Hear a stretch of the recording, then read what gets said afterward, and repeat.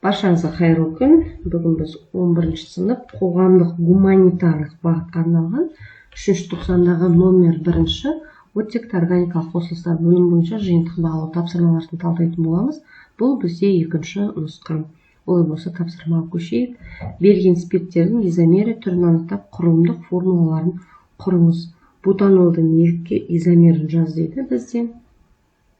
Біріншісі бутан 1 O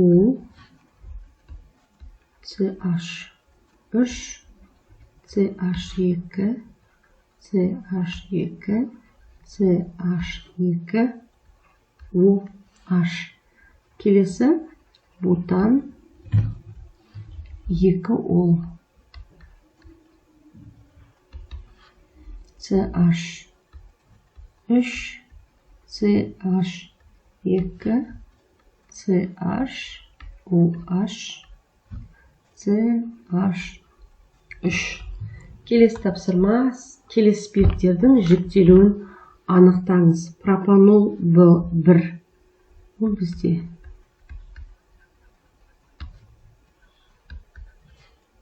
біріншілік спирт.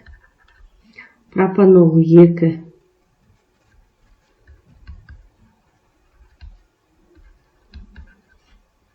Екіншілік спирт.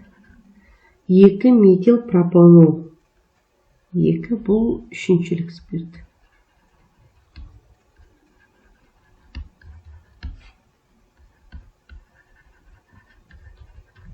Келесі тапсырма, этанолдың мыс оксидімен әрекеттесу реакциясын жазыңыз. CH3 CH2OH қосылған мыс оксиді, температура CH3 CHO қосылған купрум, қосылған су. Так, мынау бізде сірке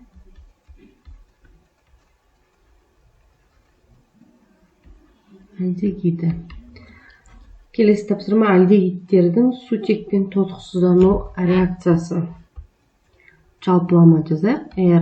RCHO қосылған сутек, жерге никель және температура деп қояйын. RCH2 OH. Жалпылама түрде жаздым. Ал мына жерде енді сірке альдегиді үшін жазатын болсам, CH3 CHO қосылған H2 бізде түзіледі. CH3 CH2 OH. Келесі тапсырма, бізде есеп берілген 10 грамм сірке қышқылын толық жанғанда бөлінетін көмір қышқыл газының көлемін табыңыз. Реакция теңдеуін жазып алайық. CH3 COOH 2O2 тең болады. Көмір қышқыл газы 2 плюс 2H2O. Енді бізде 10 грамм сірке қышқылы берілген. Және малярлық массасын тауып алайық. 60 грамм моль. Енді зат мөлшерін есептейміз. Зат мөлшері CH3 COOH масса бөлінген малярлық масса. 10 граммды бөлеміз 60 грамм мольге. Грамм мен грамм қысқарады, 0,167 моль шығады.